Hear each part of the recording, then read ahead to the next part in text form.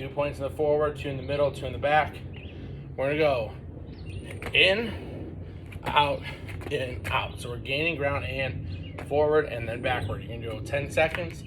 After that, you got speed skaters, pushing out for distance, opposite arm, opposite leg, knees slightly bent, 3 each leg. After that, tier 2, tier 2A, 2B, 2C, all double leg hops. First one, double leg forward and backward hops. Simple, it's time, same thing, double leg lateral, side to side.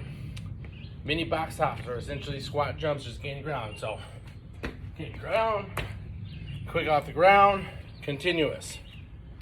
Tier 3 is 3A is resisted sprint. So if you don't have a band or someone to hold something in, that is fine. You can have a partner. So if someone was with me, I'd be in my sprinter stance. They're gonna have hands on my chest.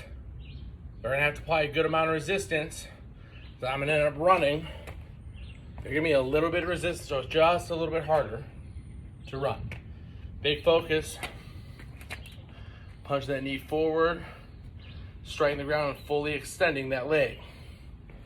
You have 10-yard resistance sprint, then you have a 4-point start. So 4 points. Think about it. I don't want you to have a vertical shin. Slight chin and go forward, driving off, both feet. 10-yard sprint, it is time. So in the weight column, put time for each one of them. You're gonna have 5 resisted sprints, 5 time sprints with that. Tier 4 is change direction, so sway drill, athletic position, balls of feet. I'm swaying my body weight, keeping my center of gravity under me, noticing which leg would be my push-off leg in each direction. Keep your feet on the ground. Notice where you shift. You're gonna have 10 sways each direction, so 20 total. After that is a route tree. You have a 5-yard in, so sprint 5, plant 5 with your right foot, so plant right, sprint 5 yards. Then do the opposite. In, then you have out. Same thing, 5-yard out, 5-yard out. You have a hitch. So coming up, 10-yard sprint, plant, come back 5 yards. Plant right leg, plant left leg. After that, you have a slant. 3 steps, then sprint 10 yards. Same thing, opposite leg. Sprint 3 steps, plant, sprint 10 yards. Then you have a post. Post is each direction, 10 yards, so sprint 10, plant, then sprint 10. So sprint 10, plant, 10. Same thing, opposite way. Tier 4, we won't go over tier 1 and 2. Most of them we have done.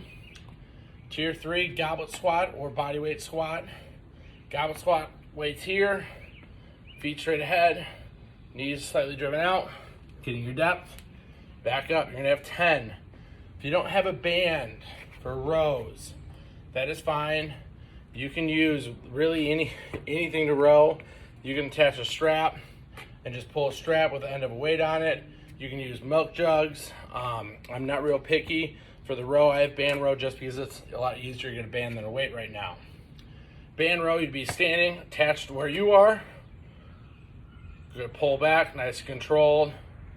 That'd be tier 3. Tier 4, you're gonna have pull-ups or chin-ups. So pull up, overhand, chin up, underhand, does not matter. 3 by, 3 by 5. 4B is a vert retraction / protraction. So we did horizontal, day 1. We want to focus now on pulling down. So my scap's being driven down. You're gonna do 10 vertical retraction protractions. Feel that scap start to go in now. Downward and in. After that, tier 5, manual resisted hamstring curl. So you would be on your stomach. I'm gonna be standing up.